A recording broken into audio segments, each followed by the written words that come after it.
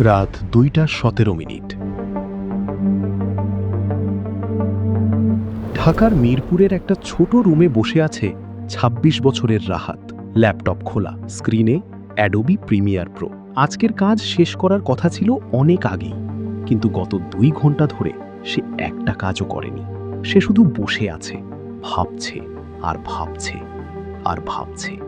আজ থেকে 6 মাস আগে সে সিদ্ধান্ত নিয়েছিল সে ভিডিও এডিটিং শিখবে, ফ্রিল্যান্সিং করবে, নিজের জন্য একটা ভালো ভবিষ্যৎ তৈরি করবে।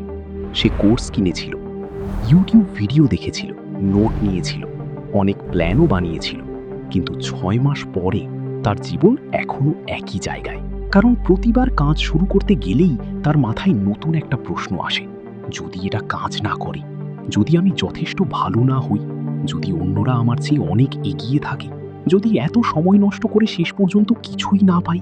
ঠিক তখনই রাহাত ফেসবুক খুলল। এক বন্ধু বিদেশে স্কলারশিপ পেয়েছে, আরেকজন নতুন চাকরি পেয়েছে, আরেকজন বিয়ে করেছে, আরেকজন নতুন ব্যবসা শুরু করেছে। হঠাৎ তার মনে হলো পৃথিবীর সবাই এগিয়ে যাচ্ছে, শুধু সে আটকে আছে। আর সম্ভবত এই অনুভূতিটা আপনার কাছেও পরিচিত। হয়তো আপনার নাম রাহাত নয়, হয়তো আপনি ভিডিও এডিটর নন, হয়তো আপনি একজন বিসিএস পরীক্ষার্থী, হয়তো আপনি একজন ছাত্র, হয়তো একজন ফ্রিল্যান্সার, হয়তো একজন উদ্যোক্তা। কিন্তু যদি কখনো আপনার মনে হয়ে থাকে সবাই এগিয়ে যাচ্ছে, শুধু আমি দাঁড়িয়ে আছি, তাহলে এই গল্পটা আপনারও। এর নাম ওভার থিঙ্কিং।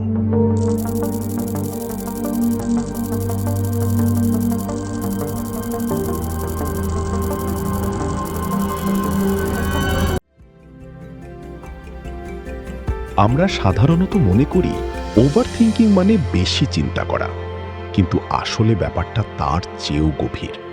কারণ চিন্তা করা খারাপ নয়, বরং চিন্তা করার ক্ষমতাই মানুষকে অন্য প্রাণী থেকে আলাদা করেছে।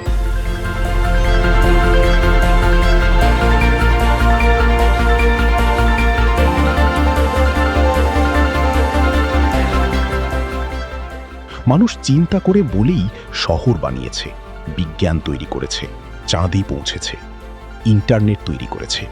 কিন্তু একটা মুহূর্ত আসে যখন চিন্তা আমাদের সাহায্য করা বন্ধ করে দেয়, বরং আমাদের আটকে ফেলে। ধরুন আপনি একটা গুরুত্বপূর্ণ সিদ্ধান্ত নিতে যাচ্ছেন। আপনার সামনে 2টি রাস্তা।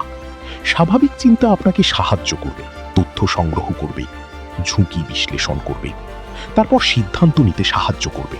কিন্তু ওভার থিঙ্কিং, ওটা আপনাকে একই জায়গায় আটকে রাখবে। ওভার থিঙ্কিং এর গল্প শুরু হয়নি ফেসবুক দিয়ে, শুরু হয়নি ইনস্টাগ্রাম দিয়ে, শুরু হয়নি স্মার্টফোন দিয়েও। এর শুরু হাজার হাজার বছর আগে, যখন মানুষ জঙ্গলে বাস করত, যখন প্রতিদিন বেঁচে থাকাই ছিল সবচেয়ে বড় চ্যালেঞ্জ।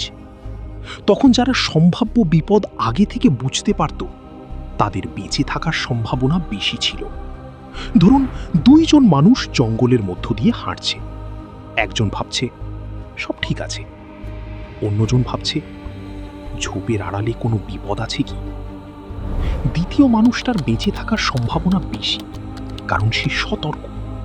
ফলে হাজার হাজার বছর ধরে মানুষের মস্তিষ্ক এমনভাবে গড়ে উঠেছে যাতে সে সবসময় সম্ভাব্য বিপদ খুঁজে বের করতে পারে। এটা কোনো ত্রুটি নয়, এটা ছিল একটা সার্ভাইভাল মেকানিজম, একটা বেঁচে থাকার কৌশল।